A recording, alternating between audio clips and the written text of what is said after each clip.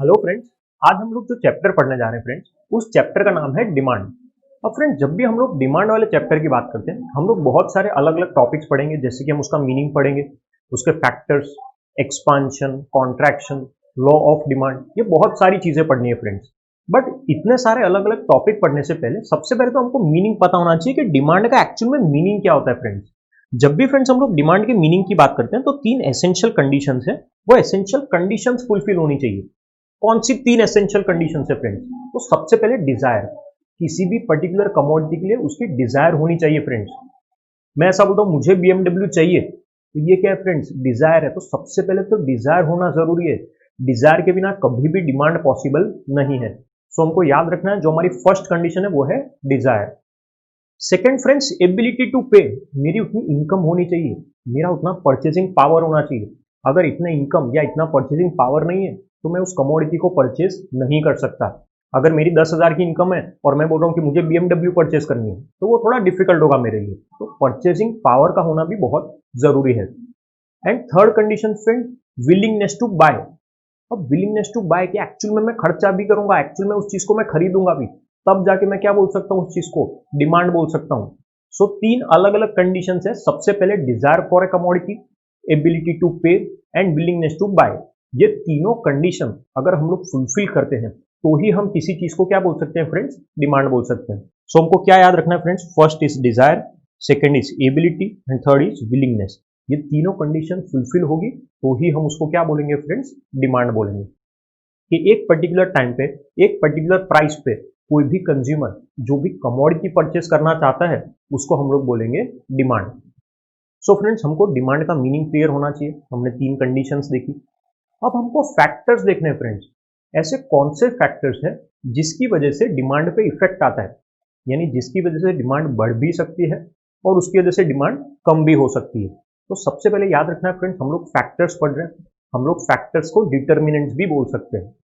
हम जब फैक्टर्स की बात करते हैं तो बहुत सारे अलग अलग फैक्टर्स हैं, बट हम लोग फैक्टर्स को दो पार्ट में डिवाइड करेंगे। फर्स्ट पार्ट में हम लोग रखेंगे price of the commodity and second part में हम लोग रखेंगे अदर फैक्टर्स। मतलब प्राइस के अलावा जितने भी फैक्टर्स है वो सेकेंड पार्ट में आ जाएंगे। सो फैक्टर्स को मैंने दो पार्ट में डिवाइड किया है। पहले में है प्राइस, दूसरे में है अदर देन प्राइस। सबसे पहले फ्रेंड्स बात करते हैं हम लोग प्राइस ऑफ द कमोडिटी की। मेरी डिमांड को किसकी वजह से इफेक्ट होता है फ्रेंड्स? सबसे पहले प्राइस की वजह से होता है। किसी भी कमोडिटी का प्राइस अगर बढ़ने लगता है तो उस चीज की डिमांड क्या हो जाती है? कम हो जाती है। अगर किसी भी चीज का प्राइस कम हो रहा है तो उस चीज की डिमांड क्या होगी? बढ़ेगी। याद रखना है फ्रेंड्स, अगर प्राइस कम तो डिमांड ज्यादा, प्राइस ज्यादा तो डिमांड कम, यानी ऑपोजिट होता है हमेशा। जो प्राइस और डिमांड के बीच में जो रिलेशनशिप है ना फ्रेंड्स, वो इनवर्स रिलेशनशिप है, ऑपोजिट चलता है हमेशा।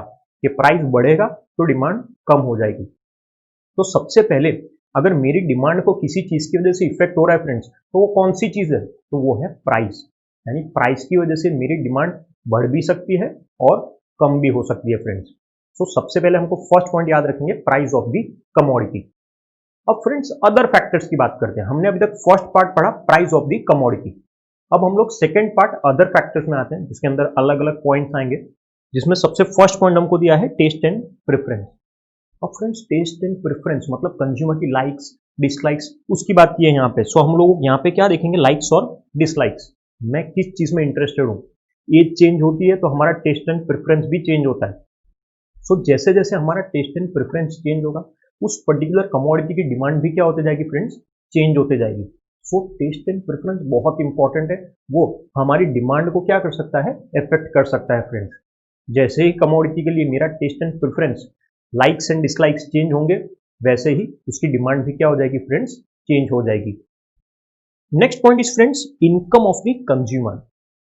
इनकम बहुत सिंपल है, मॉनेटरी इनकम। अगर मेरी इनकम बढ़ती है ना तो कमोडिटी की डिमांड भी बढ़ती है, मैं शायद पहले से ज्यादा खर्चा करूंगा। अगर मेरी इनकम कम होती है तो कमोडिटी की डिमांड भी कम हो जाती है, क्योंकि मेरे पास अब पैसे नहीं है तो शायद मैं इतना खर्चा किसी चीज पे ना करूं फ्रेंड्स। सो हमको सबसे पहले तो क्या याद रखना है? बहुत सिंपल, कि अगर कंज्यूमर की इनकम बढ़ेगी तो उस कमोडिटी की डिमांड भी बढ़ेगी। कंज्यूमर की अगर इनकम कम है तो कमोडिटी की डिमांड भी कम। बट ये फ्रेंड्स कब होता है? तो नॉर्मल गुड्स के केस में। एक होता है इंफीरियर गुड्स। इंफीरियर गुड्स का मतलब क्या होता है फ्रेंड्स? तो लो क्वालिटी गुड्स। जब लो क्वालिटी गुड्स की बात करते हैं तो यहाँ पे थोड़ा सा ऑपोजिट चलता है। अगर से फॉर एग्जाम्पल मैं इंफीरियर गुड्स परचेज कर रहा हूँ, मेरी इनकम बढ़ रही है, तो जब मेरी इनकम बढ़ेगी ना तो इंफीरियर गुड्स की डिमांड कम हो जाएगी। क्यों? क्योंकि अब मेरी इनकम ज्यादा है पहले से, तो अब मैं लो क्वालिटी के गुड्स परचेज नहीं करने वाला। तो जब भी किसी कंज्यूमर की इनकम बढ़ जाती है, अपने आप इंफीरियर गुड्स की जो डिमांड है ना वो क्या हो जाती है, कम हो जाती है। क्योंकि अब कंज्यूमर क्या करेगा, सुपीरियर क्वालिटी के गुड्स परचेज करेगा। ऑपोजिट भी देख सकते हैं, अगर सपोज किसी कंज्यूमर की इनकम कम हो रही है, अगर मेरी इनकम कम हो रही है, तो अब इंफीरियर गुड्स की डिमांड बढ़ जाएगी। क्यों? क्योंकि मेरे पास परचेजिंग पावर नहीं है, मेरे पास पैसे नहीं है, और अगर मेरे पास पैसे नहीं होंगे तो शायद तक मैं नॉर्मल गुड्स नहीं परचेज कर पाऊंगा। मैं कौन से गुड्स परचेज करूंगा फ्रेंड्स, इंफीरियर गुड्स, मतलब लो क्वालिटी गुड्स। तो हमको याद रखना है, नॉर्मल गुड्स के केस में जब इनकम बढ़ती है तो डिमांड भी बढ़ जाती है, बट इंफीरियर गुड्स के केस में ऑपोजिट है। अगर इनकम बढ़ रही है तो इंफीरियर गुड्स की डिमांड कम हो जाएगी फ्रेंड्स। तो सेकेंड फैक्टर हम लोग याद रखेंगे, income of the consumer. Next friends, third factor is price of related goods. अब फ्रेंड्स ये रिलेटेड गुड्स क्या होता है? रिलेटेड गुड्स हम लोग दो पार्ट में डिवाइड करेंगे, एक आएगा सब्स्टिट्यूट गुड्स और एक आएगा कॉम्प्लीमेंट्री गुड्स। अब फ्रेंड्स पहले तो मीनिंग समझना जरूरी है। हम लोग क्या करते हैं, हर बार एग्जाम में पूछते हैं सब्स्टिट्यूट गुड्स, तो हम लोग सीधा है ना उसका एग्जाम्पल लिख देते हैं, टी एंड कॉफी, फिर एक कार की जगह दूसरी कार यूज कर सकते हैं। सबसे पहले तो ना मीनिंग समझना इंपॉर्टेंट है। एग्जाम में पहले हमको क्या करना पड़ेगा, मीनिंग लिखना पड़ेगा। तो सब्स्टिट्यूट गुड्स क्या होता है? Substitute goods are those goods which can be used in place of another. एक की जगह दूसरी कमोडिटी यूज कर सकता हूं, तो उसको मैं क्या बोलूंगा, सब्स्टिट्यूट गुड्स बोलूंगा। मैं टाटा नैनो की जगह शायद तक मारुति वैगनआर यूज कर सकता हूं, ये क्या है, सब्स्टिट्यूट गुड्स है। वैगनआर की जगह शायद मैं सेंट्रो यूज कर सकता हूं, क्या है, सब्स्टिट्यूट है। कि एक प्रोडक्ट की जगह हम लोग दूसरा प्रोडक्ट क्या कर सकते हैं फ्रेंड्स, यूज कर सकते हैं, उसको हम लोग बोलेंगे सब्स्टिट्यूट गुड्स। अब फ्रेंड्स सब्स्टिट्यूट गुड्स में कैसे रिलेशनशिप डेवलप होती है प्राइस और डिमांड के बीच में, हम लोग एक एग्जांपल के साथ कंसीडर करते हैं। हम लोग सब्स्टिट्यूट गुड्स का एक एग्जांपल लेते हैं, से फॉर एग्जांपल वैगनआर एंड सेंट्रो। अगर वैगनआर का प्राइस इंक्रीज हो रहा है फ्रेंड्स, तो मार्केट में डिमांड किसकी बढ़ेगी, सेंट्रो की। याद रखना, फिर से बोल रहा हूं, मैंने क्या किया है, मैंने वैगनआर का प्राइस कंसीडर किया है और सेंट्रो की डिमांड कंसीडर की है। अगर से फॉर एग्जांपल वैगनआर का प्राइस बढ़ रहा है तो डिमांड किसकी बढ़ेगी, सेंट्रो की। क्यों? क्योंकि लोग अब है ना वैगनआर परचेज नहीं करेंगे, क्योंकि उसका प्राइस ज्यादा है। लोग किस पे शिफ्ट होना स्टार्ट करेंगे, सेंट्रो पे। सो बेसिकली एक कमोडिटी का प्राइस बढ़ता है तो दूसरे की डिमांड बढ़ती है फ्रेंड्स। यहां पे डायरेक्ट रिलेशनशिप है, direct relationship between price of one commodity and demand of another commodity. हमको एक का प्राइस देखना है और दूसरे की डिमांड देखनी है फ्रेंड्स, ये है सब्स्टिट्यूट गुड्स। अब फ्रेंड्स दूसरी चीज बात करते हैं हम लोग कॉम्प्लीमेंट्री गुड्स की। कॉम्प्लीमेंट्री गुड्स क्या होता है friends? Complementary goods are those goods which can be used jointly and which must be used jointly, मतलब साथ में ही यूज करना है हमको compulsorily. Bread and butter, ink and pen, car and petrol, ये सब क्या है फ्रेंड्स, कॉम्प्लीमेंट्री गुड्स है।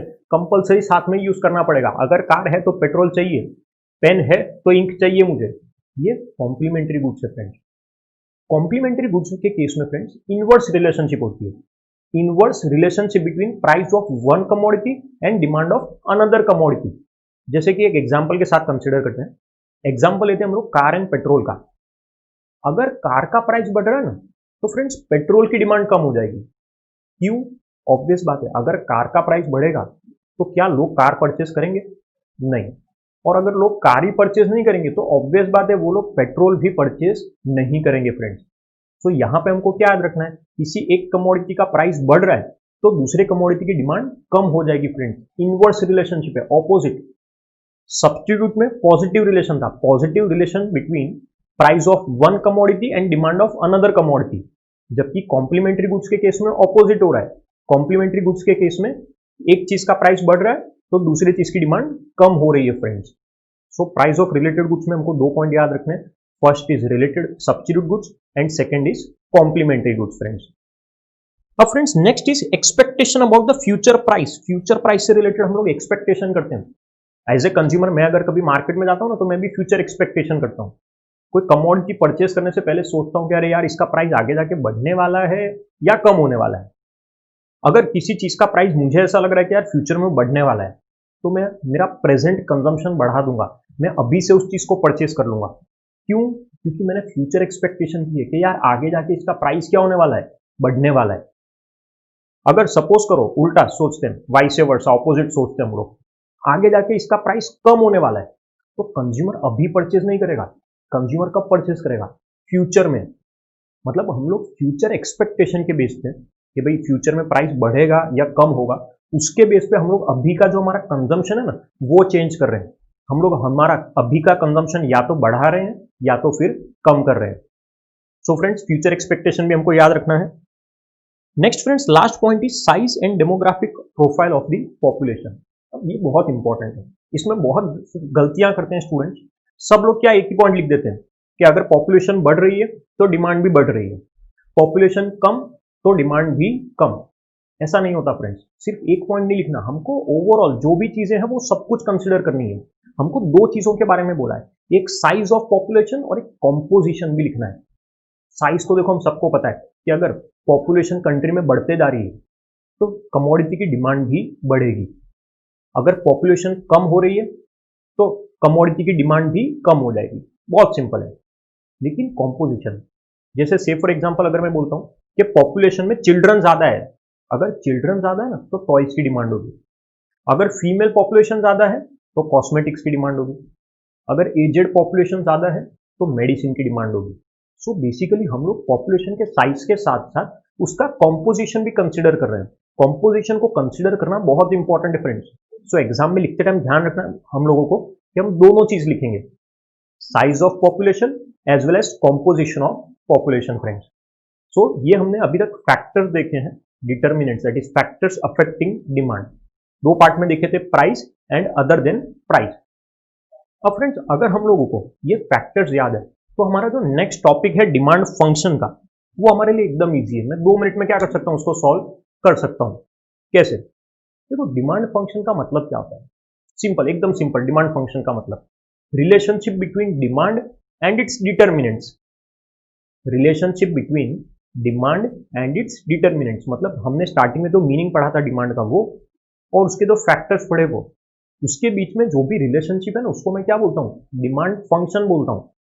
अब यहां पर बहुत सारे लोग हैं ना थोड़ा सा कंफ्यूज हो जाते हैं कि सर यार इक्वेशन आ गई है, तो ये कोई इक्वेशन नहीं है, बहुत सिंपल चीज है। डिमांड फंक्शन को हमने रिप्रेजेंट किया है शॉर्ट में सिर्फ।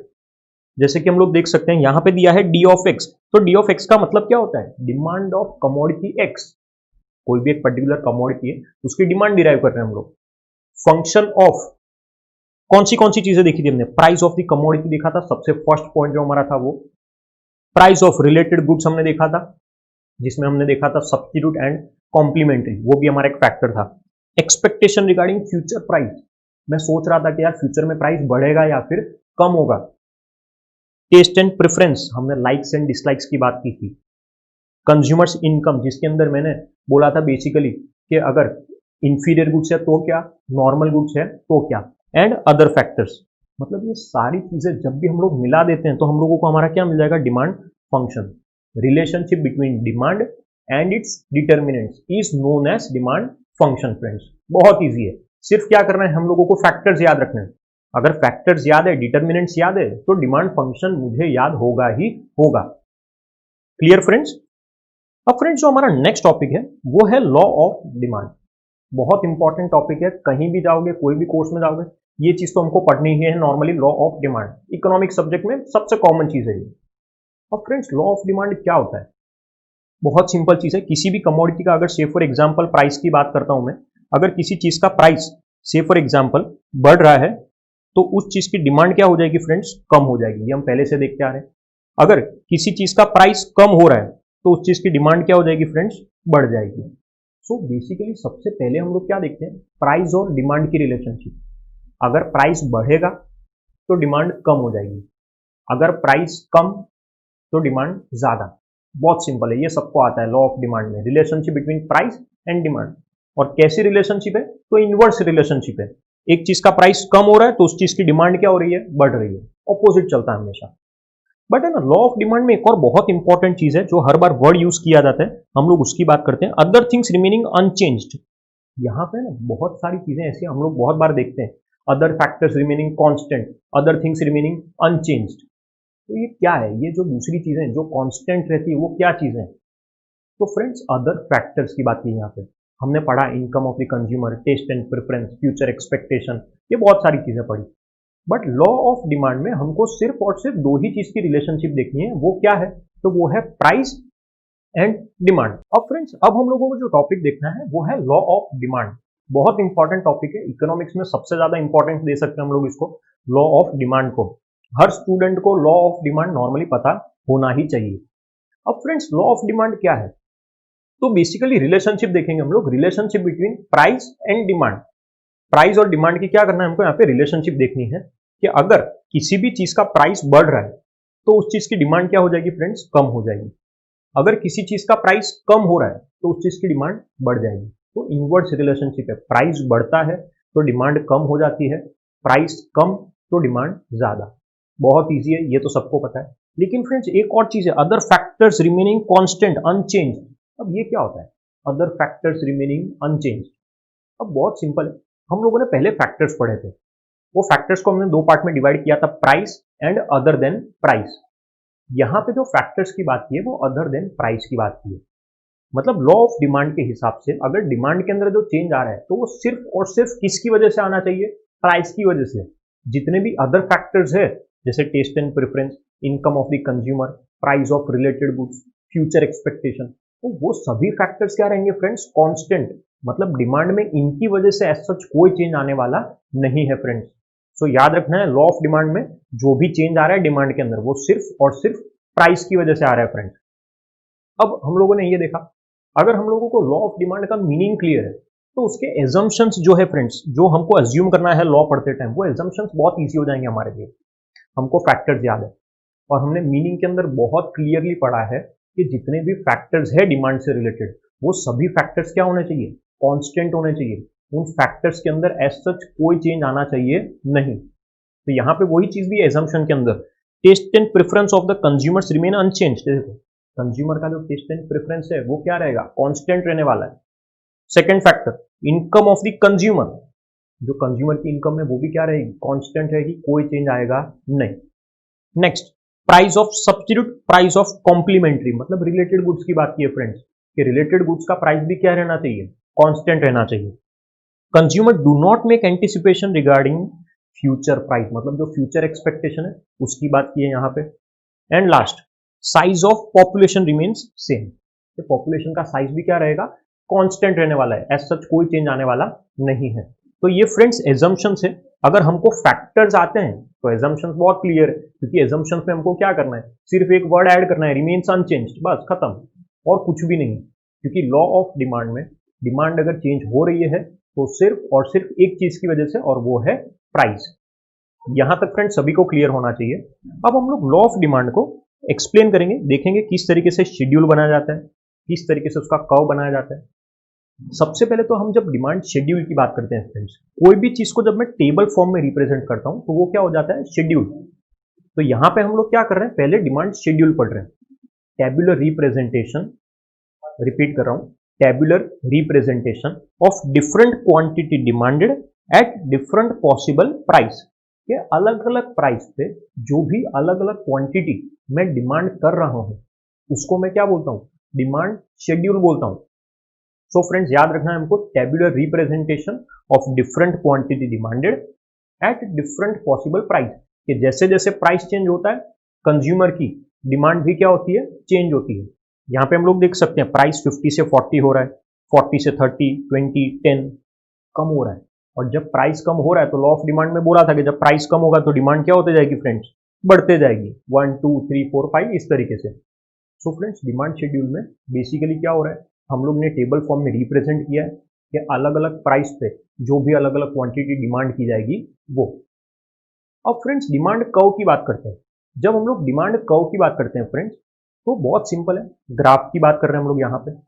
जब भी हम लोग डिमांड कर्व की बात करेंगे यहाँ पे, तो अगर मैं शेड्यूल को ग्राफ पे रिप्रेजेंट करता हूं तो वो क्या बन जाएगा फ्रेंड्स? कर्व बन जाएगा। So graphical representation of demand schedule is known as demand curve. मतलब ये जो टेबल हमने अभी पढ़ा है, इस टेबल को मैं क्या कर रहा हूं? ग्राफ पे रिप्रेजेंट कर रहा हूं। जब प्राइस 50 था तो मेरी डिमांड कितनी थी? 1। जब प्राइस 40 हुआ तो डिमांड 2, प्राइस जब 30 हुआ तो डिमांड 3, 4 एंड 5। और जब सभी पॉइंट्स को हमने कनेक्ट किया तो हमारा जो कर्व बना है उसको हम लोग क्या बोलेंगे फ्रेंड्स, डिमांड कर्व बोलेंगे। So graphical representation of demand schedule is known as demand curve. यहां तक क्लियर होना चाहिए friends, demand schedule and demand curve तक। अब फ्रेंड्स नेक्स्ट हमारा जो टॉपिक है फ्रेंड वो है analysis, that is reason for inverse relationship between demand and price. Price और डिमांड में इनवर्स रिलेशनशिप क्यों है, हमेशा ऑपोजिट ही क्यों चलता है कि अगर प्राइस बढ़ रहा है तो डिमांड कम, प्राइस कम तो डिमांड ज्यादा। तो उसका एक एनालिसिस है, हमको दो अलग अलग पॉइंट दिए। फर्स्ट पॉइंट की बात करते हैं फ्रेंड्स, इनकम इफेक्ट। अब ये बहुत इंपॉर्टेंट है, सबसे ज्यादा मिसकंसेप्शन यहीं पे होता है, सबसे ज्यादा गलती स्टूडेंट्स यहीं पे करते हैं। जहां भी इनकम इफेक्ट आता है ना, हम लोग क्या करते हैं, आराम से लिख देते हैं इनकम बढ़ती है तो डिमांड बढ़ती है, इनकम कम तो डिमांड भी कम। नहीं फ्रेंड्स, यहाँ पे हमको इनकम इफेक्ट बोला गया है। इनकम इफेक्ट में क्या हमको एक्सप्लेन करना है, रियल इनकम। रियल इनकम का मतलब फ्रेंड्स परचेजिंग पावर। एक होता है फ्रेंड्स मॉनिटरी इनकम और एक होता है रियल इनकम। मॉनिटरी इनकम, अगर मेरी इनकम 10,000 से 15,000 हो गई तो ये मेरी मॉनिटरी इनकम है, इंक्रीज इन मॉनिटरी इनकम, पहले से ज्यादा कमा रहा हूं। But real income friends purchasing power. एक एग्जांपल के साथ एक्सप्लेन करता हूं यहाँ पे। से फॉर एग्जांपल मैं मिल्क की बात करता हूं। पहले मैं 50 rupees per litre milk purchase कर रहा था, 50 रुपीज में 1 लीटर मिल्क परचेस कर रहा था। अब मिल्क का प्राइस कम हो गया, मिल्क का प्राइस 50 से 10 हो चुका है, प्राइस कम हुआ है। अब मैं 50 रुपीज में 1 लीटर नहीं 5 लीटर मिल्क परचेस कर सकता हूं फ्रेंड्स। रिपीट कर रहा हूं फ्रेंड्स एग्जांपल, 50 रुपीज में पहले कितना मिल्क परचेस कर रहा था, 1 लीटर। अब प्राइस कम हो चुका है, प्राइस 50 से 10 हो चुका है।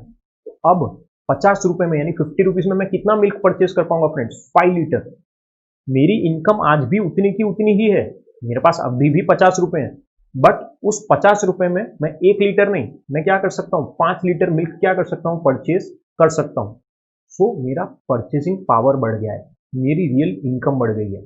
जब भी किसी कमोडिटी का प्राइस कम होता है ना फ्रेंड्स, तो कंज्यूमर की रियल इनकम क्या हो जाएगी, इंक्रीज हो जाएगी, उसका परचेसिंग पावर क्या हो जाएगा, इंक्रीज हो जाएगा। ऑपोजिट भी कंसीडर कर सकते हैं, अगर किसी चीज का प्राइस बढ़ रहा है तो मेरी रियल इनकम कम हो जाएगी। सो हम लोगों को याद रखना है, रियल इनकम का मतलब होता है परचेसिंग पावर, कि भाई जब भी किसी कमोडिटी का प्राइस कम होगा तो मेरी इनकम, जो रियल इनकम है वो क्या हो जाएगी, बढ़ जाएगी फ्रेंड्स। सो वो यहाँ पे हम लोग एक्सप्लेन करेंगे इनकम इफेक्ट के अंदर। सेकंड फ्रेंड, सेकंड हमको जो देके रखा है वो दिया है सब्सटीट्यूशन इफेक्ट। सब्सटीट्यूशन इफेक्ट भी हम लोगों को पता है फ्रेंड, सब्सटीट्यूट गुड्स हमने देखा था पहले कि एक की जगह दूसरा गुड यूज कर सकते हैं, उसको हम लोग क्या बोलते हैं, सब्स्टिट्यूट गुड्स। नैनो की जगह मैं वैगनार यूज कर सकता हूँ, वैगनार की जगह मैं सेंट्रो यूज कर सकता हूँ, ये क्या है, सब्स्टिट्यूट है। सब्स्टिट्यूट गुड्स के केस में भी हम लोग क्या कर सकते हैं, यहाँ पे सब्स्टिट्यूशन इफेक्ट कैसे एक्सप्लेन किया है, एक एग्जाम्पल के साथ फिर से फॉर एग्जाम्पल दो चीज की बात करते हैं हम लोग, एक रेगुलर पैंट्स कॉटन पैंट्स की बात करते हैं और एक डेनिम पैंट्स की बात करते हैं। अब फ्रेंड्स कॉटन पैंट्स जो है और डेनिम पैंट्स जो है ये दोनों सब्स्टिट्यूट है, ऑब्वियस बात है, हम लोगों को पता है। अब मैं ऐसा बोल रहा हूँ कि कॉटन पैंट्स का प्राइस कम हो गया है, डेनिम पैंट्स का प्राइस अभी भी उतना है, जीन्स का प्राइस अभी भी उतना है, लेकिन जो कॉटन पैंट्स थी उसका प्राइस क्या हो गया, कम हो गया है। तो कंज्यूमर क्या परचेस करेगा फ्रेंड्स, कंज्यूमर ऑब्वियस बात है कॉटन पैंट्स परचेस करेगा। क्यों, क्योंकि उसका प्राइस क्या हो चुका है, कम हो चुका है। नो डाउट जीन्स का प्राइस अभी भी उतना है, बट दूसरी जो कमोडिटी सब्स्टिट्यूट गुड्स है उसका प्राइस तो कम हुआ है। और कंज्यूमर हमेशा कौन सा प्रोडक्ट परचेस करेगा, जिसका प्राइस क्या होगा, कम होगा। तो सब्स्टिट्यूशन इफेक्ट में हम लोगों को याद रखना है कि कंज्यूमर क्या कर सकता है, चीप गुड्स में खुद को सब्स्टिट्यूट कर सकता है कि भाई जिसका प्राइस कम है मैं वही कमोडिटी क्या करूंगा, परचेस करूंगा फ्रेंड्स। सो यहां तक क्लियर होना चाहिए फ्रेंड्स। रीजंस में हमने दो पॉइंट पढ़े, एक हमने पढ़ा इनकम इफेक्ट और एक हमने पढ़ा सब्स्टिट्यूशन इफेक्ट फ्रेंड्स। अब फ्रेंड्स नेक्स्ट हमारा जो टॉपिक है वो है exceptions, exceptions to the law of demand. अब एक्सेप्शंस का मतलब क्या होता है, पहले हमने एजम्पशंस देखा था, अब हम लोग एक्सेप्शंस देख रहे हैं। मतलब ये ऐसी चीज है जहां पे लॉ अप्लाई नहीं होगा फ्रेंड्स। सो एक्सेप्शंस की बात करते हैं फ्रेंड्स। सबसे पहले हम लोग फर्स्ट एक्सेप्शन है प्रेस्टिजियस गुड्स। अब फ्रेंड्स प्रेस्टिजियस गुड्स की जब मैं बात करता हूँ, क्या होता है प्रेस्टिजियस गुड्स, जैसे कि एक्सपेंसिव कार है, एक्सपेंसिव ज्वेलरी है, यहाँ पे हम लोगों को एग्जांपल देके रखे हैं, एक्सपेंसिव मोबाइल फोन्स है, ये सब प्रेस्टिजियस गुड्स है। कौन परचेस करता है, richer section of the society. So basically richer section जो भी expensive car, jewellery, mobile phones purchase कर रहे हैं उसको हम लोग प्रेस्टिजियस गुड्स की कैटेगरी में इंक्लूड करते हैं। यहाँ पे हम लोग लॉ ऑफ डिमांड को अप्लाई नहीं कर सकते फ्रेंड्स। मतलब अगर प्राइस बढ़ेगा तो इस चीज की डिमांड कम नहीं होने वाली, प्राइस बढ़ता है तो इसकी डिमांड और बढ़ जाती है। क्यों? क्योंकि देखो रिचर सेक्शन है ना, वो इस चीज को परचेज ही क्यों करता है? As a status symbol. मतलब मैं खुद को सोसाइटी से डिफरेंशिएट करना चाहता हूँ, डिस्टिंग्विश करना चाहता हूँ कि भाई मैं अलग हूँ। सो बेसिकली है ना, प्रेस्टिजियस गुड्स की डिमांड बढ़ते जाती है। जैसे जैसे प्राइस इंक्रीज होगा उसकी डिमांड और बढ़ेगी। क्यों? क्योंकि रिचर सेक्शन खुद को डिस्टिंग्विश करना चाहता है सोसाइटी से। एज अ स्टेटस सिंबल में इस चीज को क्या कर रहा हूँ? परचेस कर रहा हूँ। अगर इस चीज का प्राइस कम हो रहा है तो शायद अब मैं उसकी डिमांड कम कर दूंगा। जबकि प्राइस कम हो तो डिमांड एक्चुअल में क्या होनी चाहिए? बढ़नी चाहिए। बट फिर भी मैं उस चीज की डिमांड कम कर रहा हूँ। क्यों कम कर रहा हूँ फ्रेंड्स? तो उसका बहुत सिंपल रीजन है। मुझे ऐसा लग रहा है कि शायद मार्केट में अब उसकी इतनी प्रेस्टीज नहीं रही है। तो प्रेस्टीजियस गुड्स के केस में भी हम लोग लॉ ऑफ डिमांड को अप्लाई नहीं कर सकते। Second friends, extremely low priced goods. अब फ्रेंड्स एक्सट्रीमली लो प्राइस, एकदम नॉर्मल जो कमोडिटी होती है, जैसे कि स्टेपलर पिन की बात करते हैं हम लोग, नॉर्मल पिन है, मैच बॉक्स है। अब ये सब क्या है friends? Extremely low priced goods है। यहाँ पे हम लोग लॉ ऑफ डिमांड को अप्लाई नहीं कर सकते। जैसे अगर से फॉर एग्जाम्पल मैं मैच बॉक्स की बात करता हूँ या स्टेपलर पिन की बात करता हूँ, 1 रुपए की या 2 रुपए की चीज है, अगर इसका प्राइस 2 रुपीज से 3 रुपीज हो गया, क्या एज सच मुझे इफेक्ट होगा? क्या मेरी डिमांड पर कोई इफेक्ट आएगा? 2 रुपीज से 3 रुपीज, तो क्या मैं कम परचेज करूंगा इस चीज को? नहीं फ्रेंड्स। सो अगर एक्सट्रीमली लो प्राइस्ड है, अगर उसका प्राइस बढ़ भी जाता है, 2 रुपए से 3 रुपए हो भी गया, तो भी एज सच मेरी डिमांड पे कोई बहुत बड़ा इंपैक्ट नहीं आएगा। ऑपोजिट भी कंसिडर कर सकते हैं। से फॉर एग्जाम्पल इसका प्राइस कम हो रहा है, 2 रुपीज से 1 रुपीज हो गया, तो क्या इसका मतलब ये है कि मैं क्वांटिटी में, अच्छी खासी क्वांटिटी में स्टेपलर पिन परचेस करके रख लूंगा खुद के पास? नहीं। तो फ्रेंड्स याद रखना है, एक्सट्रीमली लो प्राइस गुड्स के केस में भी हम लोग लॉ ऑफ डिमांड को अप्लाई नहीं करेंगे। नेक्स्ट फ्रेंड्स, जो हमारा थर्ड पॉइंट है, गिवन गुड्स, सबसे इंपॉर्टेंट। अब गिवन गुड्स क्या होता है? एकदम सिंपल लैंग्वेज में अगर मैं बोलूं तो इंफीरियर गुड्स है। गिवन गुड्स का मतलब क्या होता है? Inferior goods. बट इसको इंफीरियर गुड्स से गिवन गुड्स क्यों बोला गया? तो उसका सिंपल रीजन है, ये जो ऑब्जर्वेशन था वो सर रॉबर्ट गिफन ने किया था, जिसकी वजह से इंफीरियर गुड्स को क्या बोला गया था? बेसिकली गिफन गुड्स बोला गया था, named after sir Robert Giffen. अब उन्होंने ऐसा बोला था कि गिफन गुड्स के केस में भी हम लोग लॉ ऑफ डिमांड को अप्लाई नहीं कर सकते। मतलब प्राइस बढ़ता है तो डिमांड कम नहीं होती। यहाँ पे उन्होंने एक एग्जाम्पल भी दिया है। एग्जाम्पल कंसिडर करते हैं हम लोग। जैसे से फॉर एग्जाम्पल मैं अगर बाजरा कंज्यूम कर रहा हूँ, अब बाजरा बेसिकली क्या है? इंफीरियर कमोडिटी है, बहुत कम प्राइस में अवेलेबल हो जाता है मुझे। अब बाजरा का प्राइस मार्केट में कम हो रहा है, यानी इंफीरियर गुड्स का प्राइस क्या हो रहा है? कम हो रहा है। 50 से फॉर एग्जांपल उसका प्राइस 20 हो गया, प्राइस कम हो गया। तो प्राइस कम होगा फ्रेंड्स, तो मैं उसकी डिमांड ज्यादा नहीं करूंगा। मेरे पास अभी भी 30 रुपीज एक्स्ट्रा है, वो 30 रुपीज में किस चीज में स्पेंड कर सकता हूँ? वीट में, मतलब कि सुपीरियर कमोडिटी में फ्रेंड्स। सो बेसिकली कभी भी कोई इंफीरियर गुड्स का प्राइस कम होता है ना, तो जो एक्स्ट्रा मेरी इनकम बच गई है, जो रियल इनकम या परचेजिंग पावर की हम लोग बात करते हैं, तो कंज्यूमर अपना एडिशनल परचेजिंग पावर कहाँ पे स्पेंड करेगा? सुपीरियर कमोडिटी में, मतलब वीट में। फिर से एग्जांपल बता रहा हूँ फ्रेंड्स, याद रखना है हम लोगों को कि बाजरा का प्राइस 50 था, 50 से उसका प्राइस कितना हो गया? 20। तो जो एडिशनल 30 रुपीज बच गए मेरे पास, वो 30 रुपीज में कहाँ पे स्पेंड करूंगा? सुपीरियर कमोडिटी में, यानी वीट में। तो यहाँ पे गिवन गुड्स के केस में भी किसी कमोडिटी का प्राइस कम होता है तो उसकी डिमांड बढ़ती नहीं है, उसकी डिमांड उतनी ही है, क्योंकि कंज्यूमर एडिशनल इनकम कहाँ पे स्पेंड कर रहा है? बेसिकली सुपीरियर कमोडिटी में स्पेंड कर रहा है। Next last point is friends, special preference of the people. Special preference, बहुत बार ऐसा होता है हम लोगों को स्पेशल प्रेफरेंस होती है कि मैं पर्टिकुलर ब्रांड का ही प्रोडक्ट यूज करूंगा, पर्टिकुलर ब्रांड के क्लोथ्स, पर्टिकुलर ब्रांड का टूथपेस्ट। ये क्या है? Special preference. कमोडिटी का प्राइस कितना भी बढ़े, कितना भी कम हो, उससे मुझे फर्क पड़ने वाला नहीं है। मैं तो वही पर्टिकुलर कमोडिटी क्या करूंगा फ्रेंड्स? परचेज करूंगा। तो हमको उस चीज का ध्यान रखना है फ्रेंड्स कि स्पेशल प्रेफरेंस के केस में भी लॉ ऑफ डिमांड अप्लाई नहीं होता फ्रेंड्स। ये यहां तक सभी को क्लियर होना चाहिए। ये एक्सेप्शंस थे, मतलब ये ऐसे पॉइंट्स थे जहां पे लॉ ऑफ डिमांड को हम लोग अप्लाई नहीं कर सकते, जहां पे हम लोग लॉ को यूज नहीं कर सकते फ्रेंड्स। अब यहां तक क्लियर होने के बाद फ्रेंड्स, अब हम लोग नेक्स्ट जो टॉपिक पढ़ रहे हैं वो है एक्सपांशन एंड कॉन्ट्रैक्शन। फ्रेंड्स हम लोग जब एक्सपांशन और कॉन्ट्रैक्शन की बात करते हैं, तो यहाँ पे सबसे इंपॉर्टेंट याद रखना है कि डिमांड अगर एक्सपांड हो रही है या फिर अगर डिमांड कॉन्ट्रैक्ट हो रही है, तो उसका सबसे बड़ा एक ही रीजन है, और वो है प्राइस। मतलब अगर एक्सपांड हो रही है तो भी प्राइस की वजह से, अगर कॉन्ट्रैक्शन हो रहा है तो वो भी प्राइस की वजह से। सो यहाँ पे हमारा जो मेजर फैक्टर है फ्रेंड्स वो क्या होना चाहिए, प्राइस। प्राइस की वजह से ही कंपल्सरीली डिमांड में क्या आएगा, यहाँ पे चेंज आएगा। जब मैं ऐसा बोलता हूँ कि किसी कमोडिटी का प्राइस कम हो रहा है, जब कमोडिटी का प्राइस कम हो रहा है 3 से 2, 2 से 1, तो उस चीज की डिमांड क्या हो जाएगी फ्रेंड्स, बढ़ने लगेगी। डिमांड देखो 3, 4, 5 बढ़ रही है। ये क्या है फ्रेंड्स, एक्सपांशन है, कि जब भी किसी चीज का प्राइस कम होने लगता है उसकी डिमांड बढ़ने लगती है, उसको हम लोग बोलेंगे एक्सपांशन। यहाँ पे हम लोग देख सकते हैं कि एरो के साथ ये एक्सपांशन वाला पार्ट है। क्यों, क्योंकि जब प्राइस कम हो रहा था तो उस चीज की डिमांड क्या हो रही थी फ्रेंड्स, बढ़ रही थी। तो ये एक्सपांशन वाला पार्ट है। जब हम लोग कॉन्ट्रैक्शन की बात करते हैं फ्रेंड्स, कॉन्ट्रैक्शन मतलब एकदम ऑपोजिट है। कॉन्ट्रैक्शन के अंदर उस कमोडिटी का प्राइस बढ़ रहा है। जब कमोडिटी का प्राइस बढ़ रहा है 3 से 4, 4 से 5, प्राइस क्या हुआ, इंक्रीज हुआ। और प्राइस जब बढ़ेगा तो उसकी क्वांटिटी क्या हो जाएगी, डिक्रीज हो जाएगी। 3 से 2, 2 से 1, प्राइस क्या हो रहा है, बढ़ रहा है, तो क्वांटिटी क्या हो रही है फ्रेंड्स, कम होते जा रही है। ये क्या है, कॉन्ट्रैक्शन। हम लोग यहाँ पे देख सकते हैं एक अपवर्ड मूवमेंट के साथ कॉन्ट्रैक्शन को, कि जैसे जैसे कमोडिटी का प्राइस बढ़ रहा था वैसे उसकी डिमांड क्या होते जा रही थी फ्रेंड्स, कम होते जा रही थी। सो हमको याद रखना है, एक्सपांशन के केस में डिमांड बढ़ रही है। क्यों बढ़ रही है, क्योंकि कमोडिटी का प्राइस कम हो रहा है। कॉन्ट्रैक्शन के केस में डिमांड कम हो रही है। क्यों कम हो रही है, क्योंकि उस पर्टिकुलर कमोडिटी का प्राइस क्या हो रहा है फ्रेंड्स, बढ़ रहा है।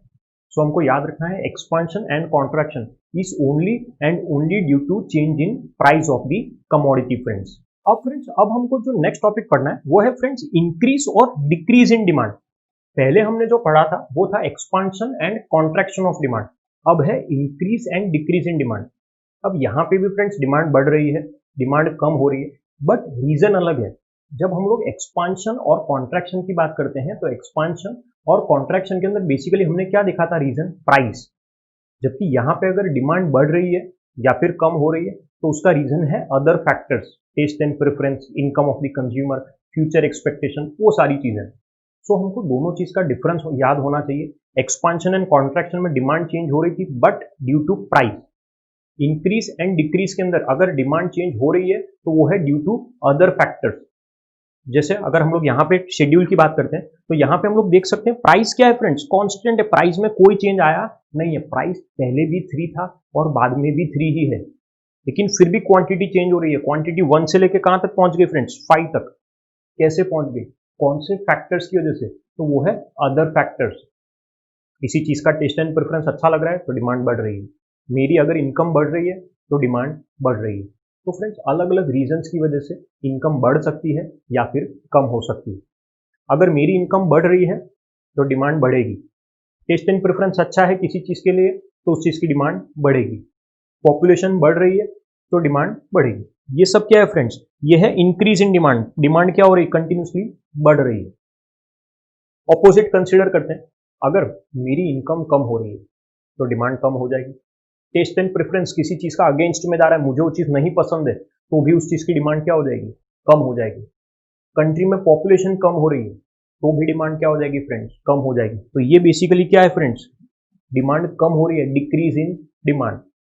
हम लोगों को याद रखना है फ्रेंड्स, हमने पहले भी देखा था, जो हमारा डिमांड का होता है वो हमेशा क्या होता है, डाउनवर्ड स्लोपिंग होता है।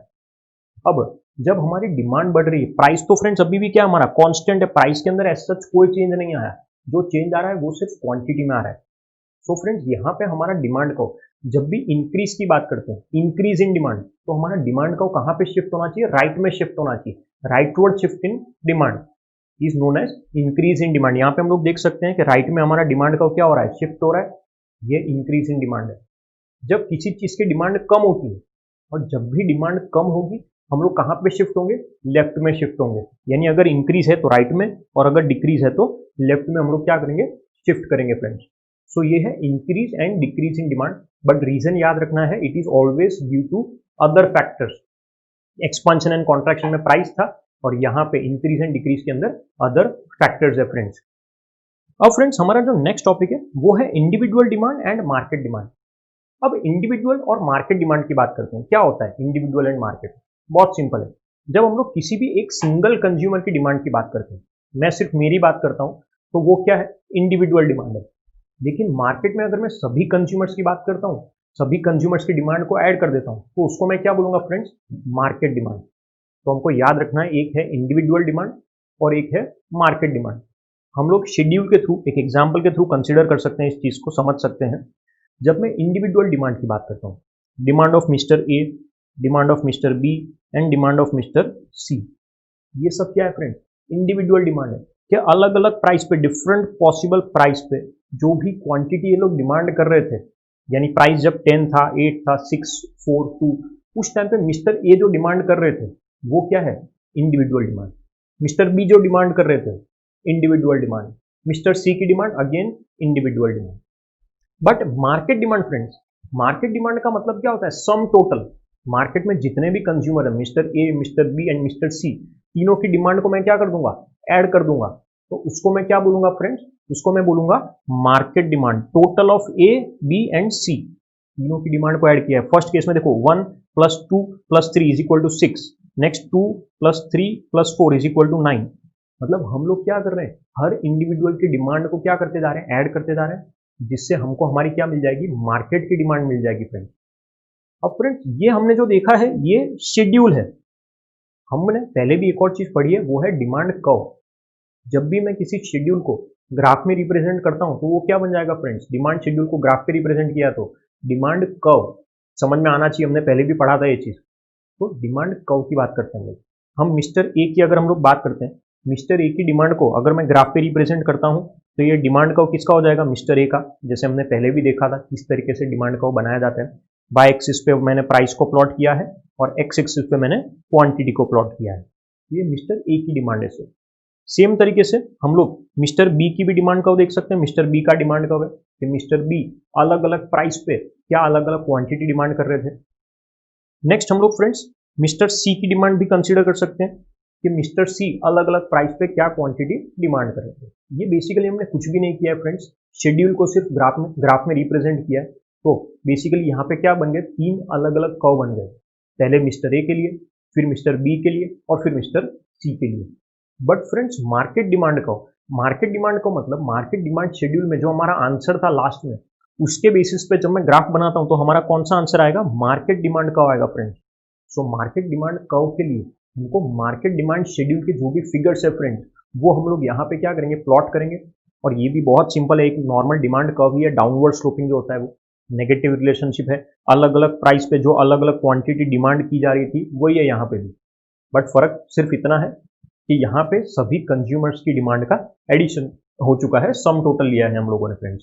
सो यहाँ तक फ्रेंड्स सभी को क्लियर होना चाहिए। हम लोगों ने अभी तक individual demand schedule, market demand schedule, individual demand curve and market demand curve, यहाँ तक हम लोगों ने टॉपिक कंसिडर किया है फ्रेंड्स। अब हम लोगों को जो टॉपिक पढ़ना है वो है elasticity of demand. Elasticity of demand का मतलब क्या होता है फ्रेंड्स? प्रपोर्शनेट चेंज, मतलब डिमांड किस तरीके से रिस्पॉन्ड करेगी अलग अलग फैक्टर्स में जब चेंजेस आते हैं। जैसे कि से फॉर एग्जांपल हमको यहाँ पर दिया है price, income, taste and preference. So ये फैक्टर्स में जब चेंज आते हैं तो डिमांड में कितने परसेंटेज से चेंज आ रहा है ना, हमको वो देखना है यहाँ पे। सो यहाँ पे बेसिकली इलास्टिसिटी ऑफ डिमांड में हम लोग प्रपोर्शनेट चेंज देखते हैं। लॉ ऑफ डिमांड में हम लोग क्या देख रहे थे? चेंज इन डायरेक्शन, कि प्राइस बढ़ रहा है, डिमांड कम हो रही है, प्राइस कम, डिमांड ज्यादा। हमने सिर्फ डायरेक्शन देखा था। यहाँ पे हम लोग एक्सटेंट देखेंगे, मैग्नीट्यूड देखेंगे कि कितने परसेंटेज से डिमांड में क्या आ रहा है? चेंज आ रहा है। अब इलास्टिसिटी ऑफ डिमांड को मैं तीन अलग अलग पार्ट में डिवाइड करूंगा friends. First is price elasticity of demand, second is income elasticity of demand and third is cross elasticity of demand. Price, income and cross elasticity, ये तीन तरह की इलास्टिसिटी हम लोग पढ़ेंगे। सबसे पहले फ्रेंड्स हम लोग जो पढ़ने वाले हैं वो है प्राइस इलास्टिसिटी ऑफ डिमांड। अब हम लोगों को याद रखना है प्राइस इलास्टिसिटी ऑफ डिमांड के अंदर डिमांड में जो भी चेंज आ रहा है, परसेंटेज चेंज है, वो किसकी वजह से होगा? प्राइस की वजह से। मतलब से फॉर एग्जांपल प्राइस में 10% का चेंज है तो डिमांड सामने किस तरीके से रिस्पॉन्ड करती है? 5% से चेंज हो रही है, 10% से चेंज हो रही है या 15% से चेंज हो रही है। सो बेसिकली हम लोग यहाँ पे डिमांड किस तरीके से रिस्पॉन्ड करेगी वो हम लोग यहाँ पे चेक करेंगे फ्रेंड्स। अब फ्रेंड्स हम लोग जब मीनिंग की बात करते हैं तो मीनिंग तो हमने देख लिया, बट मीनिंग के साथ साथ हमको एक और चीज पता होनी चाहिए, वो है formula friends. Price elasticity of demand का फ्रेंड्स फॉर्मूला हम सबको पता होना चाहिए, जो है percentage change in demand of x upon percentage change in price of x. मतलब जो हमारी कमोडिटी है, से फॉर एग्जांपल एक्स, तो उस कमोडिटी में डिमांड में जो चेंज आ रहा है वो डिवाइडेड बाय उसके प्राइस में जो चेंज आ रहा है वो।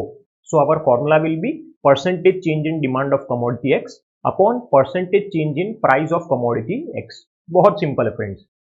अब प्राइस इलास्टिसिटी ऑफ डिमांड भी 5 अलग अलग तरह की होती है। 5 types of price elasticity of demand. याद रखना है हम लोगों को, बहुत इंपॉर्टेंट टॉपिक है, एग्जाम में आने के चांसेस बहुत ज्यादा होते हैं इसके। और सबसे इंपॉर्टेंट क्यों बोल सकते हैं हम लोग इसको, क्योंकि इन सभी इलास्टिसिटी के अंदर जो हम प्राइस इलास्टिसिटी पढ़ेंगे 5 तरह की, उन सभी के अंदर हमको डायग्राम्स देके रखे हैं, फिगर दिए हैं फ्रेंड्स, जो हमको कंपल्सरीली समझने होंगे। सो फ्रेंड्स, सबसे पहले हम जब स्टार्ट करेंगे तो फर्स्ट हमारा जो टाइप है वो है परफेक्टली इलास्टिक। अब friends, perfectly elastic demand, elastic का मतलब क्या होता है, चेंज। ये परफेक्टली इलास्टिक है, मतलब यहां पे डिमांड पूरी तरीके से क्या हो सकती है, चेंज हो सकती है, बट हमारा प्राइस क्या रहेगा, कांस्टेंट। प्राइस में बिल्कुल चेंज नहीं आने वाला फ्रेंड्स, प्राइस हमारा कांस्टेंट है और जो चेंज आ रहा है वो किसके अंदर आ रहा है, सिर्फ और सिर्फ क्वांटिटी में फ्रेंड्स।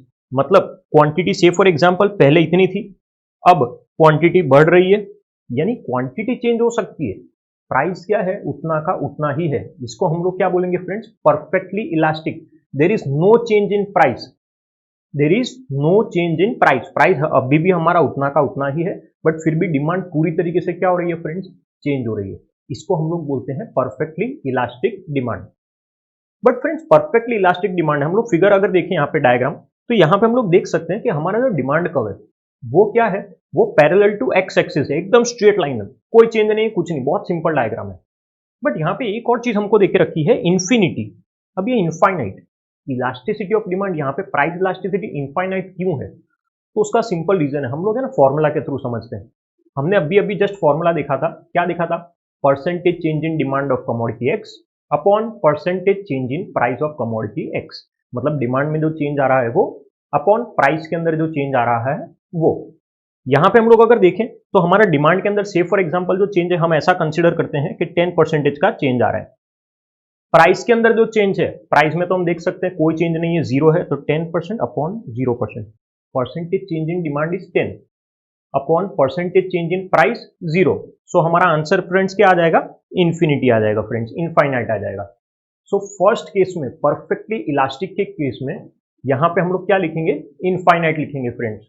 हमने क्या फॉर्मूला यूज किया है, percentage change in demand upon percentage change in price friends. So first case हमारा क्लियर होना चाहिए फ्रेंड्स सभी को।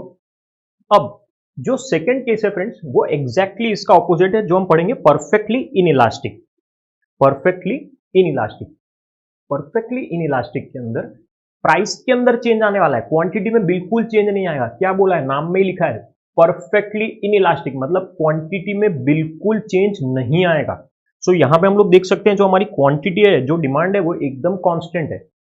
प्राइस के अंदर कितना भी चेंज आ सकता है, प्राइस पहले इतना था, अब प्राइस बढ़ गया है, बट फिर भी डिमांड क्या है, सेम। डिमांड के अंदर, क्वांटिटी के अंदर कोई चेंज आना चाहिए नहीं। सो यहां पे इसको हम लोग बोलेंगे परफेक्टली इनइलास्टिक। फिर से यहां पे अगर हम लोग देखें तो ये पैरेलल टू वाई एक्सिस है। पहले वाले केस में हमने देखा था पैरेलल टू एक्स एक्सिस, यहां पे पैरेलल टू वाई एक्सिस है।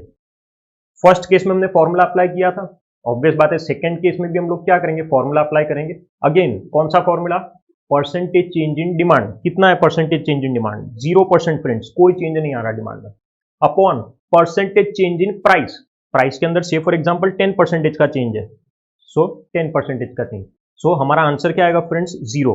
Elasticity of demand is 0। सो हमको यहाँ पे देखना है कि अगर इंफिनिटी आता है, 0 आता है आंसर, 1 आता है, तो वो कैसे आता है।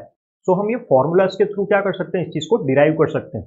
सिर्फ रट्टा मारने से कुछ नहीं होगा, हमको लॉजिक क्लियर होना चाहिए कि अगर 0 आया तो क्यों आया। तो यहाँ पे हम लोग देख सकते हैं कि डिमांड में कितना चेंज था, 0%, अपॉन प्राइस में कितना चेंज था, 10। 0 अपॉन 10, तो हमारा आंसर क्या आएगा फ्रेंड्स, 0। सो हमारे 2 केस क्लियर होने चाहिए अभी तक। फर्स्ट केस क्या था, परफेक्टली इलास्टिक। सेकेंड केस क्या है, परफेक्टली इनइलास्टिक। अब friends third case, unitary elastic. हमारा जो थर्ड केस है वो हम लोग क्या बोलेंगे, यूनिटरी इलास्टिक, जिसको यूनिट इलास्टिक भी बोल सकते हैं।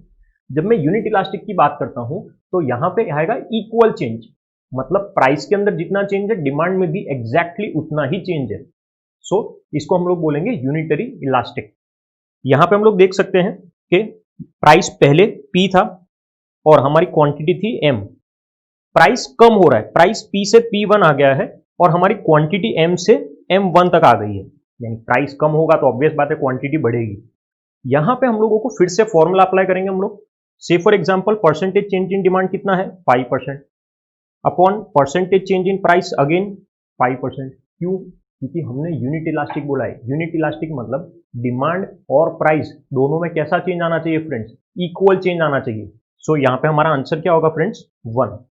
तो याद रखना यूनिट इलास्टिक के केस में हमारी इलास्टिसिटी कैसी होगी, इक्वल टू 1। तीन अलग अलग केस, फर्स्ट केस में हमने देखा था इंफिनिटी, सेकेंड केस में हमने देखा 0, थर्ड केस में हमारा आंसर आ रहा है 1 because percentage change in demand is equal to percentage change in price. So ये है यूनिट इलास्टिक, दोनों में कंपल्सरीली इक्वल चेंज आना चाहिए फ्रेंड्स। 3 केस हुए फ्रेंड्स अभी तक हमारे। अब हमारा फोर्थ केस है रिलेटिवली इलास्टिक। रिलेटिवली इलास्टिक, यहां पे डिमांड के अंदर ज्यादा चेंज होगा और प्राइस के अंदर कम चेंज होगा। Change in demand is greater than change in price friends. बहुत सिंपल है। अब यहां पे फिर से जो हम पहले से करते आ रहे हैं फॉर्मूला अप्लाई करते हैं। परसेंटेज चेंज इन डिमांड से फॉर एग्जांपल कितना हमको बोला है 30% upon percentage change in price, price में कम चेंज हो रहा है से फॉर एग्जांपल 10%। हमारा आंसर क्या है फ्रेंड्स 3।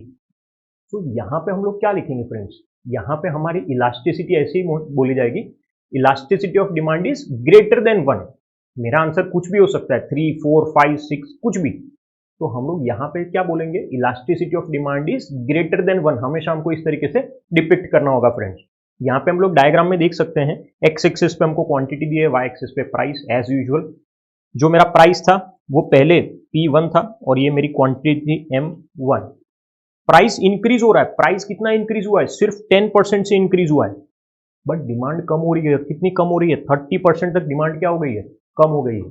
सो डिमांड में ज्यादा चेंज है और प्राइस में कम चेंज है, इतना हमको क्लियर होना चाहिए। और यहाँ पे फ्रेंड्स याद रखना, यहाँ पे हमारा जो कर्व बना है वो थोड़ा सा क्या है, इस तरीके से है, फ्लैटर है। तो हम लोगों को याद रखना है कि यहाँ पे जो हमारे डिमांड कर्व का शेप है इसको हम लोग क्या बोलेंगे, फ्लैटर बोलेंगे। नेक्स्ट केस में हम लोग देखेंगे कि हमारा जो कर्व है उसका शेप स्टीपर आता है, ये शेप कौन सा है, फ्लैटर है फ्रेंड्स। तो याद होना चाहिए रिलेटिवली इलास्टिक में change in demand is greater than change in price. 4 case हो चुके हैं फ्रेंड्स, रिपीट कर रहा हूं, perfectly elastic, perfectly in elastic, unitary elastic and relatively elastic. And last case हमारा फ्रेंड्स रिलेटिवली इन इलास्टिक। अब relatively in elastic opposite है, change in price is greater than change in demand. मतलब यहां पे price के अंदर ज्यादा change आएगा और डिमांड के अंदर कम चेंज आएगा फ्रेंड्स। हम लोग देख सकते हैं डायग्राम के अंदर, यहां पे प्राइस पहले हमारा P था और क्वांटिटी M थी। प्राइस इंक्रीज हो रहा है, P से P1 हो गया है और क्वांटिटी M से M1, बट प्राइस में काफी ज्यादा चेंज है। फॉर्मूला अप्लाई करके देख सकते हैं हम लोग, परसेंटेज चेंज इन डिमांड से फॉर एग्जांपल हमको कितना दिया है 5% upon percentage change in price कितना दिया है हमको 20%।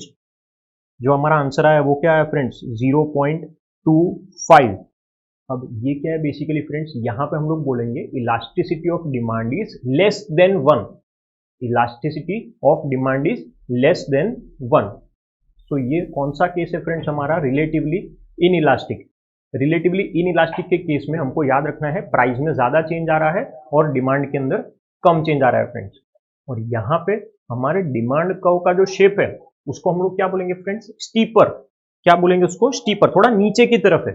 हमने पहले वाले केस में जो शेप देखा था ना वो फ्लैटर था, फ्लैट था थोड़ा सा शेप। यहाँ पे शेप को क्या बोलूंगा मैं फ्रेंड्स, स्टीपर बोलूंगा मैं। तो हमने 5 अलग अलग तरह की प्राइस इलास्टिसिटी देखी है, perfectly elastic, perfectly in elastic, unitary elastic, relatively elastic and relatively in elastic friends. ये 5 अलग अलग केस है जो सभी को क्लियर होने चाहिए। मैं ऐसा उम्मीद करता हूं कि सभी को यहां तक क्लियर है। हमने इलास्टिसिटी ऑफ डिमांड का फर्स्ट पार्ट क्लियर किया है जो है प्राइस इलास्टिसिटी। अब हम लोग सेकेंड पार्ट पे शिफ्ट हो जाते हैं जो है इनकम इलास्टिसिटी। मतलब यहां पर अगर डिमांड में चेंज आ रहा है तो वो किसकी वजह से चेंज आ रहा है, इनकम की वजह से। अगर इनकम की वजह से डिमांड में चेंज आ रहा है तो उसको मैं बोलूंगा income elasticity of demand. Demand क्यों रिस्पॉन्ड कर रही है, तो इनकम में चेंज आ रहा है। इनकम में 20% का चेंज आया तो डिमांड में हो सकता है 15%, 20% या 30%, कुछ भी चेंज आ सकता है। सो यहाँ पे बेसिकली हमको सिर्फ और सिर्फ इनकम कंसीडर करना है फ्रेंड्स। पहले वाले केस में हमने सिर्फ प्राइस कंसीडर किया था, तो ये वाले केस में हम लोग सिर्फ इनकम कंसिडर करेंगे। अगेन फ्रेंड्स, फॉर्मूला पहले वाले केस में क्या था, percentage change in demand of commodity X upon percentage change in price of commodity x.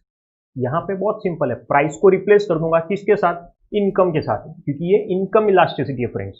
So percentage change in demand of commodity X upon percentage change in income of commodity x. यहाँ पे बहुत simple demand upon income आ जाएगा। पहले वाले में price ले रहे थे, यहाँ पे इनकम है, यहाँ पे इनकम इलास्टिसिटी ऑफ डिमांड पढ़ रहे हैं हम लोग। जैसे प्राइस इलास्टिसिटी के अंदर हमने 5 अलग अलग तरह की इलास्टिसिटी पढ़ी थी, उसी तरीके से इनकम इलास्टिसिटी में भी हम लोग टाइप्स पढ़ेंगे उसके। सबसे पहले जो हमको दिया है वो हमको देके रखा है पॉजिटिव इनकम इलास्टिसिटी। और फ्रेंड्स, पॉजिटिव इनकम इलास्टिसिटी क्या होता है, बहुत सिंपल है। अगर इनकम बढ़ रही है और सामने डिमांड भी बढ़ रही है, इनकम कम हो रही है तो डिमांड भी कम हो रही है, ये क्या है, पॉजिटिव इनकम इलास्टिसिटी। रिपीट कर रहा हूं, अगर मेरी इनकम बढ़ती है तो डिमांड भी बढ़ जाती है, अगर इनकम कम होती है तो डिमांड भी कम हो जाती है। फ्रेंड्स, क्या है, पॉजिटिव इनकम इलास्टिसिटी। इनकम और डिमांड दोनों सेम डायरेक्शन में मूव कर रहा है। और याद करो, हमने ये चीज पहले भी पढ़ी थी।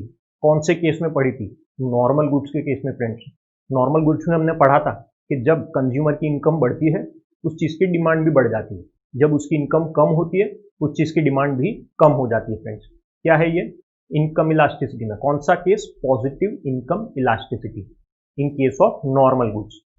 अब फ्रेंड्स, पॉजिटिव इनकम इलास्टिसिटी के अंदर भी हमको टाइप्स देके रखे हैं, हम लोग देख सकते हैं कौन से अलग अलग टाइप दिए। फर्स्ट दिया है यूनिट इलास्टिक, सेकंड हमको दिया है elasticity is greater than 1 and next दिया है less than 1। Unit elastic friends, अभी हमने देखा था पहले भी, थोड़ी देर पहले, यूनिटरी इलास्टिक, जिसमें क्या देखा था, प्राइस और डिमांड में इक्वल चेंज था। ये इनकम के अंदर है, तो बहुत सिंपल है, डिमांड में और इनकम में इक्वल चेंज है। मतलब अगर इनकम में 20% का चेंज है तो डिमांड में भी कितने परसेंट का चेंज होगा, 20% का चेंज होगा। So basically percentage change in demand is equal to percentage change in income, दोनों में एकदम इक्वल चेंज आ रहा है। फ्रेंड्स, सेकेंड केस की बात करते हैं, ग्रेटर देन 1, मतलब percentage change in demand is greater than percentage change in income. मतलब इनकम में 10% का चेंज है, पर डिमांड के अंदर हो सकता है 20% का, 25% का या 30% का चेंज है। मतलब बहुत सिंपल है, हम लोगों को क्या करना है, डिमांड के अंदर ज्यादा चेंज करना है और इनकम के अंदर कम चेंज करना है। Friends, so it is basically greater than 1। यहां पे हम लोग देख सकते हैं ये है greater than 1। Last case is friends less than 1। Less than 1 हम लोग समझ सकते हैं, बहुत इजी है। Proportionate change in demand is less than proportionate change in income. मतलब इनकम में ज्यादा चेंज आ रहा है और डिमांड में कम चेंज आ रहा है। ऐसा हो सकता है कि मेरी इनकम 30% से चेंज हो रही है, बट मेरी डिमांड सिर्फ 10 या 15% से चेंज हो रही है। सो बेसिकली इनकम में ज्यादा चेंज है और डिमांड के अंदर कम चेंज है। फ्रेंड्स, इतना क्लियर होना चाहिए। फ्रेंड्स, पॉजिटिव इनकम इलास्टिसिटी में हमने 3 अलग अलग केस देखे हैं। इक्वल टू 1 देखा था हमने पहले, फिर ग्रेटर देन 1 देखा और फिर लेस देन 1 देखा था। अब ये तो फ्रेंड्स पॉजिटिव इनकम इलास्टिसिटी की बात थी। नेक्स्ट हमारा जो केस है वो है friends negative income elasticity. Negative income elasticity ये क्या होता है, सिंपल है, अगर इनकम बढ़ रही है तो डिमांड कम हो जाएगी, अगर इनकम कम हो रही है तो डिमांड बढ़ जाएगी। फ्रेंड्स, तो हमको याद रखना है यहाँ पे कि डिमांड चेंज हो रही है। कैसे चेंज हो रही है, इनवर्स रिलेशनशिप के साथ। जैसे इनकम अगर बढ़ेगी तो डिमांड कम हो जाएगी, इनकम अगर कम होगी तो डिमांड बढ़ जाएगी। ये भी हमने पहले पढ़ा हुआ है। फ्रेंड्स, कहाँ पे पढ़ा, याद करो, हम लोगों ने पढ़ा था इंफीरियर गुड्स के केस में, low quality goods. Sir Robert Giffen ने गिफन गुड्स का कॉन्सेप्ट एक्सप्लेन किया था हमको, जिसके अंदर बोला गया था कि जब भी कंज्यूमर की इनकम बढ़ती है, इंफीरियर गुड्स की डिमांड कम हो जाती है। क्यों, क्योंकि अब मैं सुपीरियर क्वालिटी के गुड्स परचेस करूंगा। सो याद रखना है, इंफीरियर गुड्स के केस में नेगेटिव इनकम इलास्टिसिटी अप्लाई होती है। मेरी इनकम बढ़ेगी तो डिमांड कम, इनकम कम तो डिमांड ज्यादा। फ्रेंड्स, सो ये क्लियर होना चाहिए। Friends, negative income elasticity. And last friends, zero income elasticity. बहुत सिंपल है friends, zero income elasticity. Zero income elasticity के केस में इनकम में कितना भी चेंज आए, डिमांड में कोई चेंज नहीं आने वाला। Friends, no change in demand, याद रखना है, बहुत सिंपल है। मेरी इनकम 10,000 से 20,000 हो गई, बट एक चीज सोच के देखो, स्टेपलर पिन है, मैच बॉक्स है, क्या ये सब चीजों की डिमांड बढ़ेगी? फ्रेंड्स, नहीं। मैं पहले जितना परचेस करता था आज भी उतना ही परचेस करूंगा। तो वो हो गया हमारा case zero income elasticity friends. यहां तक सभी को क्लियर होना चाहिए। हमने इनकम इलास्टिसिटी में 3 अलग अलग टाइप्स पढ़े, पॉजिटिव, नेगेटिव एंड जीरो। अब हमारा जो नेक्स्ट टॉपिक है फ्रेंड्स वो है cross elasticity. Cross elasticity of demand. हमने इलास्टिसिटी ऑफ डिमांड के 3 टॉपिक में से 2 टॉपिक पूरे किए। पहले हमने पढ़ा था प्राइस इलास्टिसिटी, बाद में हमने पढ़ा इनकम इलास्टिसिटी, और अब लास्ट केस हम लोग पढ़ रहे हैं वो है cross elasticity. Cross elasticity friends याद दिलाता हूं, हमने पहले भी पढ़ा हुआ है रिलेटेड गुड्स, जिसमें हमने 2 चीजें देखी थी। एक हमने देखा था सब्स्टिट्यूट गुड्स और एक हमने देखा था complementary goods. So basically cross elasticity के अंदर हम लोग क्या करेंगे, एक कमोडिटी का प्राइस देखेंगे, दूसरे कमोडिटी की डिमांड देखेंगे फ्रेंड्स। रिपीट कर रहा हूं, क्रॉस इलास्टिसिटी के अंदर एक कमोडिटी का प्राइस, दूसरे कमोडिटी की डिमांड। बहुत सिंपल है, क्लियर? यहां तक क्लियर होना चाहिए सभी को। अब सोच के देखो, रिलेटेड गुड्स में भी हमने 2 चीजें देखी थी। एक हमने देखा था फ्रेंड्स सब्स्टिट्यूट गुड्स और एक हमने देखा था complementary goods. Substitute goods are those goods which can be used in place of another. एक की जगह दूसरे गुड्स को यूज कर सकता हूं। मैंने एग्जांपल दिया था, वैगनआर की जगह सेंट्रो यूज कर सकते हैं हम लोग, टी की जगह कॉफी यूज कर सकते हैं। वो क्या है? सब्स्टिट्यूट गुड्स है। Complementary goods, these are those goods which are used jointly, साथ में ही यूज करूंगा। मैंने एग्जांपल दिया था car and petrol, ink and pen, bread and butter, अलग अलग एग्जांपल थे जो कंपल्सरीली साथ में ही यूज करना है हम लोगों को। सो बेसिकली वो कॉम्प्लीमेंट्री गुड्स है। Substitute and complementary cross elasticity के केस में हम लोग जब भी कंसीडर करते हैं, हमको क्या देखना है, एक कमोडिटी का प्राइस देखेंगे। से फॉर एग्जांपल टी का प्राइस देखूंगा तो कॉफी की डिमांड देखूंगा। कॉम्प्लीमेंट्री गुड्स, कार का प्राइस देखूंगा तो पेट्रोल की डिमांड देखूंगा। मतलब हम लोग एक कमोडिटी का प्राइस देखते हैं और दूसरी कमोडिटी की डिमांड देखते हैं फ्रेंड्स। और वही चीज फ्रेंड्स फॉर्मूला में भी हम लोग देख सकते हैं। जब मैं फॉर्मूला की बात करता हूं, हर बार हमने एक ही फॉर्मूला फॉलो किया है, percentage change in demand upon percentage change in price. Price elasticity में देखा था, इनकम इलास्टिसिटी में देखा था percentage change in demand upon percentage change in income. ये क्रॉस इलास्टिसिटी है। फॉर्मूला वही है, percentage change in demand upon percentage change in price. बहुत सिंपल। बट क्या चेंज है, मैंने पहले भी बोला था, एक का प्राइस देखना है, एक की डिमांड देखनी है। तो percentage change in demand for commodity X and percentage change in price of commodity Y. मैंने एक्स का क्या किया, डिमांड कंसीडर किया, वाई के लिए क्या कंसीडर किया, प्राइस कंसीडर किया। बस इतना ही डिफरेंस है फ्रेंड्स। सो ये हमारा टॉपिक हुआ क्रॉस इलास्टिसिटी ऑफ डिमांड। हमने इलास्टिसिटी में तीनों टॉपिक कंप्लीट किए हैं, प्राइस, इनकम एंड क्रॉस।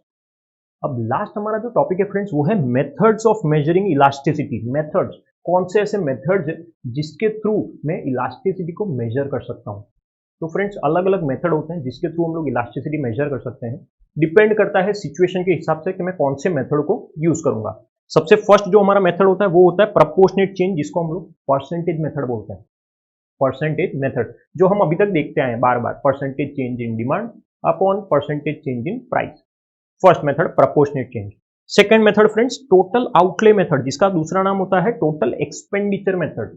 मतलब मैंने किसी कमोडिटी के ऊपर कितना खर्चा किया है वो हम लोगों को देखना है टोटल एक्सपेंडिचर मेथड के अंदर। And last friends geometric method. Geometric method जिसको पॉइंट मेथड भी बोला जाता है। ज्योमेट्रिक मेथड में तब यूज करता हूं जब किसी 2 पॉइंट के बीच में बहुत कम डिफरेंस होता है, तब हम लोग कौन सा मेथड यूज करेंगे फ्रेंड्स, ज्योमेट्रिक मेथड और पॉइंट मेथड फ्रेंड्स। तो ये 3 अलग अलग मेथड है जो हम लोग यूज कर सकते हैं इलास्टिसिटी को फाइंड आउट करने के लिए फ्रेंड्स। आई होप फ्रेंड्स आप सभी को ये पूरा चैप्टर एकदम क्लियर हुआ होगा, हर एक कॉन्सेप्ट क्लियर हुआ होगा friends. And thank you friends.